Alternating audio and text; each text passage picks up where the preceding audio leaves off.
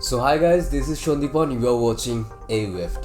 আগের সপ্তাহে কিছু টেকনিক্যাল প্রবলেমের জন্য ভিডিও দিতে পারিনি, তার জন্য ভেরি সরি। তো সেই জন্য আজকের এই ভিডিওটা বেশ স্পেশাল হতে চলেছে। তাই আজকের এই ভিডিওতে তোমাদের পছন্দের কিছু হরর হোটেলের ব্যাপারে আলোচনা করব, যে হোটেলগুলোর নাম শুনলে তোমরা আর কখনো যাওয়ার ইচ্ছে প্রকাশ করবে না। এই হোটেলগুলোতে কি এমন ঘটেছিল, এমন কি রহস্যজনক ঘটনা লুকিয়ে আছে এই হোটেলগুলোর ভিতরে, চলুন আজকের এই ভিডিওটিতে জেনে নেওয়া যাক।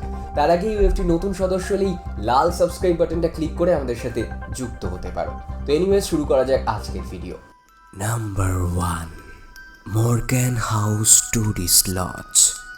কালিম্পংয়ের একটি ছোট হিল স্টেশনে অবস্থিত এই মর্গ্যান হাউস ট্যুরিস্ট লজটি 1930 সালে জর্জ মর্গ্যান এই হোটেলটি নির্মাণ করেছিল। তিনি তার স্ত্রীর মৃত্যু হওয়ার কিছুদিন আগে বাড়িটি ছেড়ে চলে যান। মিসেস মর্গ্যানের অকালে মরে যাওয়ার পিছনে একটি রহস্যজনক ঘটনা আছে বলে মনে করা হয়। বিশ্বাস করা হয়েছে তার মৃত্যুর আগে তার স্বামী তার উপর নির্যাতন করেছিলেন, তাই তার অতৃপ্ত আত্মা এখনো এই বাড়িটিতে ঘোরাফেরা করে। যদিও সেদিনের পর থেকে মিসেস মর্গ্যানের কোনো দেখা পাওয়া যায়নি, কিন্তু স্থানীয়রা দাবি করেছে যে তারা মাঝে মধ্যে এই লজের কাঠের করিডোরে হাই হিল পরা জুতোর আওয়াজ শুনতে পায়। জুতোর আওয়াজ ছাড়া তারা বিভিন্ন ধরনের ভয়ানক সব অদ্ভুতের আওয়াজ শুনতে পেয়েছে। নাম্বার 3, হোটেল ব্রিজরাজ ভবন।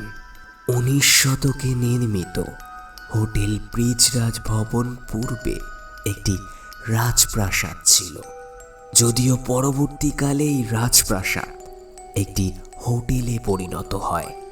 রাজস্থানের কোটায় অবস্থিত এই হোটেলটি ভারতের ভৌতিক হোটেলগুলোর মধ্যে অন্যতম।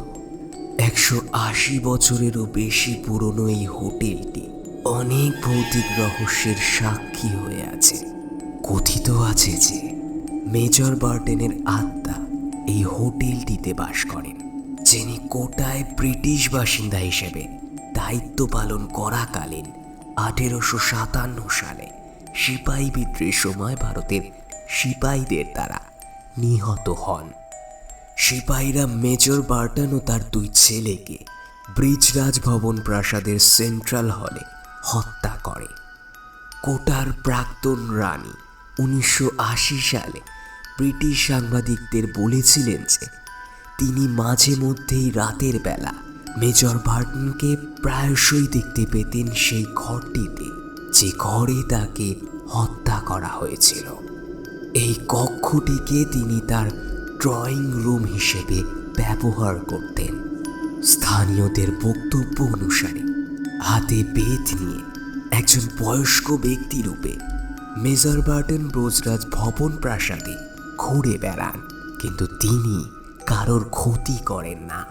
তার রাতের পরিদর্শনের সময় প্রহরীদের মধ্যে কেউ ঘুমিয়ে পড়লে মেজর বার্টন তাদের একটি চাটি মেরে সতর্ক বার্তা দেন।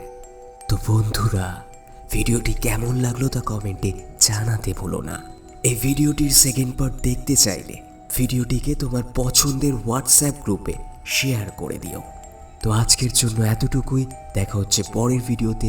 Thanks for watching.